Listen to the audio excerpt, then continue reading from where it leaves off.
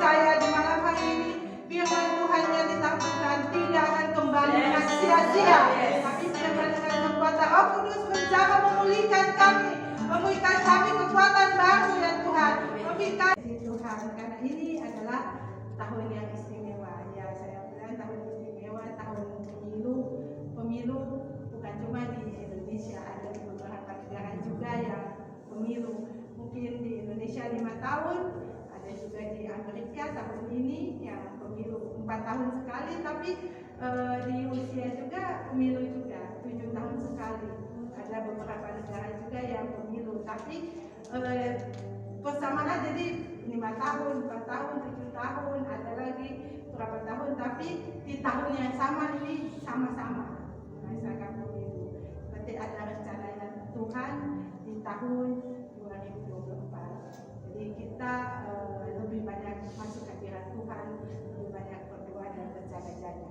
Karena saya percaya pada saat kita mau memilih yang kemarin itu kita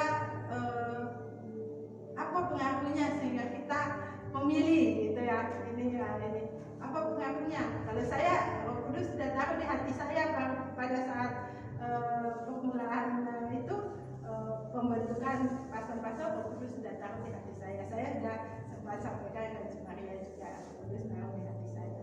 Nah itu ya saya ini apa yang kita yakini sehingga kita memilih. Sampaikan di medsos, di TikTok itu semua dipromosi pas masing-masing. Nah, apa yang membuat kita yakini sehingga kita memilih? Begitu juga dengan Tuhan Yesus. Apa yang kita yakini sehingga kita memilih Tuhan Yesus? Dan apa yang jadi pengaruh di dalam hidup kita supaya kita bisa meyakinkan orang lain tentang Tuhan Yesus yang kita yakini itu, seperti yang pemilu kemarin ya, itu kita memilih pemimpin. Kita yakini apa sehingga kita memilih. Nah sekarang kita sebagai orang yang percaya kepada Tuhan Yesus, apa yang bisa kita yakini kepada orang lain, bahwa kita percaya Tuhan Yesus, ya Tuhan Yesus Tuhan adalah juru selamat kita, juru selamat dunia. Nah apa yang kita bisa yakini kepada orang dari hidup kita sendiri, ya, itu menjadi satu pertanyaan. Kita bisa bertanya dalam hati, kita bisa meyakini orang lain, orang di luar sana yang tidak mengenal Tuhan Yesus dengan cara apa? Orang melihat apa dari kita sehingga orang bisa mendengar kita dan orang meyakini kita bahwa oh benar Tuhan Yesus adalah Tuhan dan Juru Selamat, sehingga orang itu bisa meyakini, mengikuti apa yang kita yakini. Nah itu satu pergumulan untuk kita semua masing-masing. Kita jadi di malam hari ini saya membawakan firman Tuhan di Matius 5 ayat 13 sampai ayat yang ke-16. Mungkin di hari ini ada yang belum membaca Alkitab, jadi kita sama-sama membaca di Matius 5 ayat 13 sampai 16. Kalau sudah dapat semua Alkitab mungkin sudah? Ya. 1, 2, 3 kita sama-sama. Kamu adalah terang dunia. Jika jalan itu menjadi terang, dengan apakah sia-sia? Tidak ada gunanya saya membuat dan menjadi orang. Kamu adalah terang dunia. Kota yang terletak di atas gunung tidak mungkin bersembunyi. Lagi pula orang yang tidak menjalankan perintah lalu meletakkannya di bawah dampak, melainkan di atas kaki dia, sehingga memenuhi semua orang di dalam rumah. Demikianlah hendaklah kamu percaya supaya mereka melihat perbuatanmu yang baik dan memuliakan Bapa-Mu yang di surga. Amin. Amin. Ya, kita adalah garam dunia dan terang dunia. Ketika kita dipakai Tuhan, maka kita adalah garam dunia. Kita adalah garam dunia, artinya orang yang mempengaruhi. Kita yakin, kita memberikan penerangan, kita memberikan alasan untuk orang meyakini yang tadi saya katakan bahwa Yesus adalah Tuhan dan Juru Selamat. Tidak ada seorang pun yang datang kepada Bapa kalau tidak melalui Tuhan Yesus. Amin. Amin. Karena itu adalah orang-orang memberikan pengaruh kita adalah garam dunia. Orang bisa melihat daripada kehidupan kita, apakah kita bisa menjadi garam dunia sehingga kita menggarami orang di mana kita ada. Ini bahwa keselamatan yang kita terima, kita sharing kepada orang lain, dan mereka bisa melihat bahwa kita sebagai garam dunia. Mereka bisa percaya dengan apa kata kita. Orang melihat kehidupan kita. Di dalam Markus 16 ayat 17 Tuhan katakan bahwa tanda-tanda itu akan menyertai kita. Kalau kita benar-benar mau menjadi garam dunia, itu ada Tuhan kasih kepada kita urapan. Tuhan kasih kita pengaruh, kuasa untuk kita bisa bersaksi kepada orang. Orang melihat kita bahwa kita adalah garam dunia dan kita adalah terang dunia. Di dalam Matius 5 ayat 25 kita melihat 10 anak darah yang bijak dan yang bodoh. Itu mereka mempunyai pelita, tapi yang anak darah yang bodoh, pelita hampir padam, pelita hampir habis. Nah, kita sendiri, apakah pelita kita masih tetap menyala? Kita bisa menerangi orang di sekitar kita atau keluarga kita. Apakah kita bisa menjadi pelita yang masih bercahaya? Jadi kalau kita di rumah kita punya token listrik, kalau dayanya tokennya udah mau habis, pasti bunyi, ada alarm yang bunyi, duit gitu ya. Kalau ada yang alarm tokennya mau pasti bunyi, ada alarm. Nah, kita apakah kita token kita juga mau habis? Alarm kita ada warning kalau udah mau habis. Nah, itu kita harus siap-siap menambah daya. Artinya kita harus berendam lagi di dalam hadirat Tuhan, di dalam kuasa Roh Kudus, agar supaya kita menambah daya cas seperti HP. Kalau HP-nya mau lobet, kita cepat-cepat cari cas. Begitupun juga kita harus cepat-cepat mencas. Kita harus berendam di hadirat Tuhan untuk mencari cas daripada Tuhan, daripada Roh Kudus, sehingga kita mendapat kuasa dan urapan daripada Tuhan.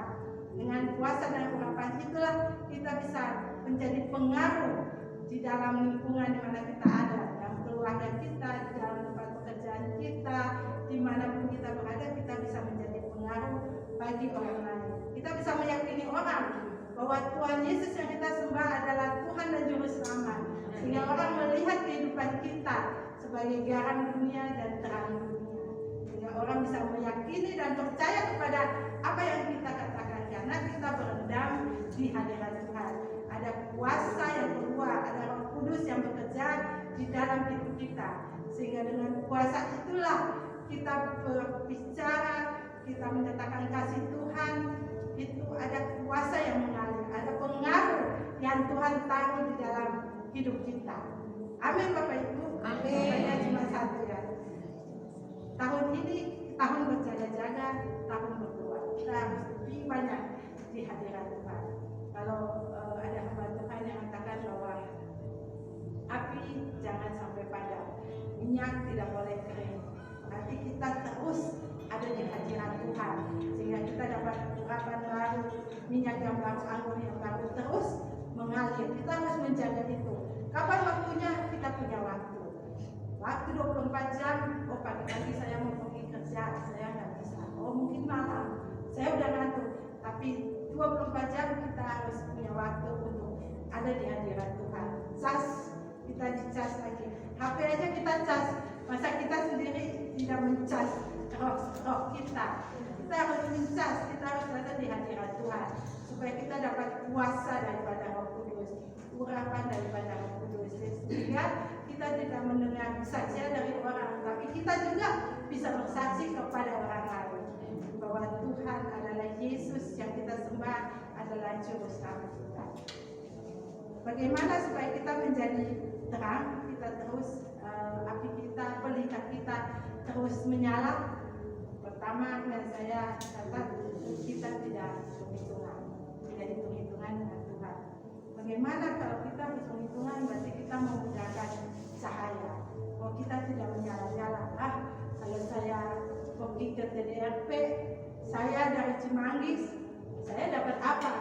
Udah gojeknya mahal, sampai hampir 40.000. Nah, daripada uang, melihat kehidupan kita sebagai garam dunia dan terang dunia, sehingga orang bisa meyakini dan percaya kepada apa yang kita katakan, karena kita berendam di hadirat Tuhan.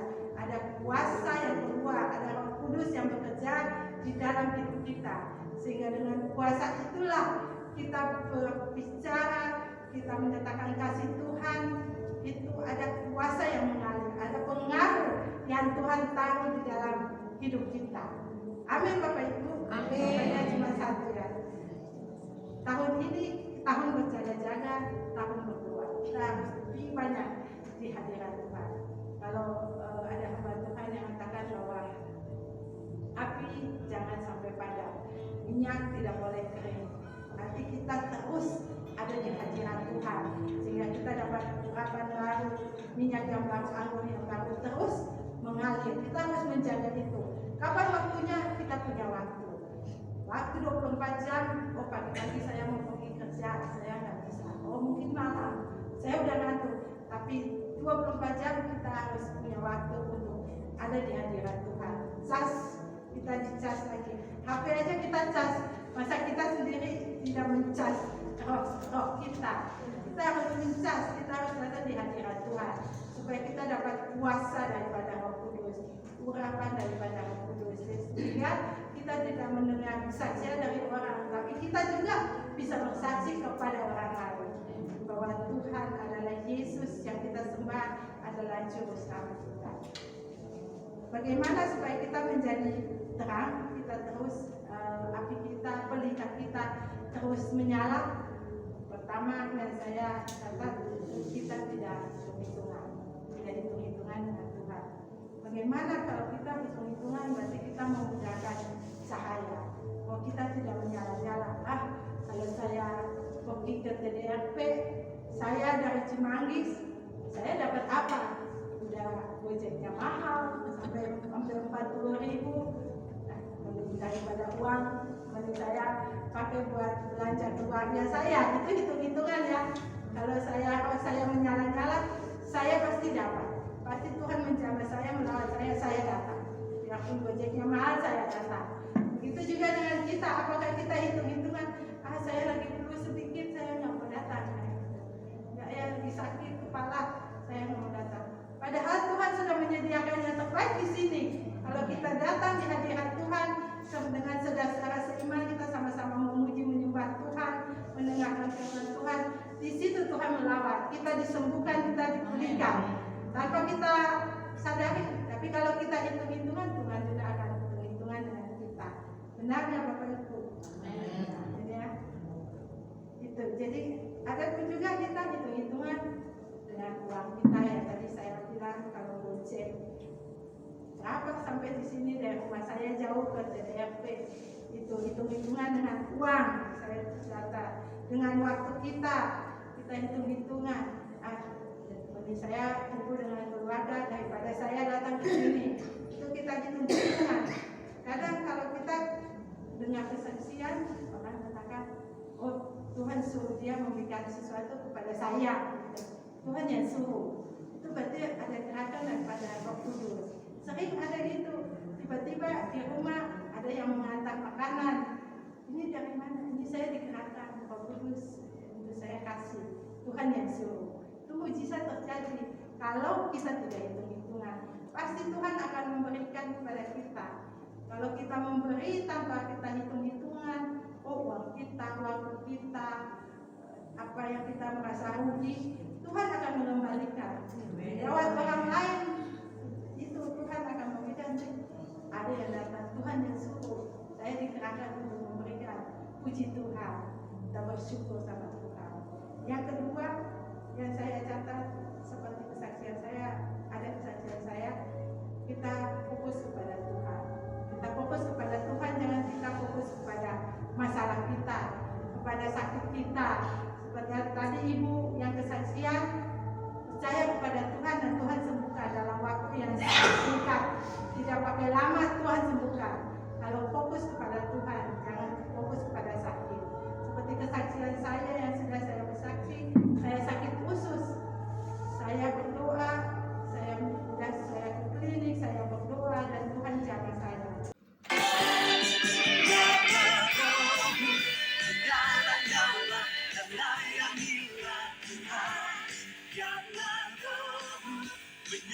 menyala dan layanilah Tuhan. Karena rohmu menyala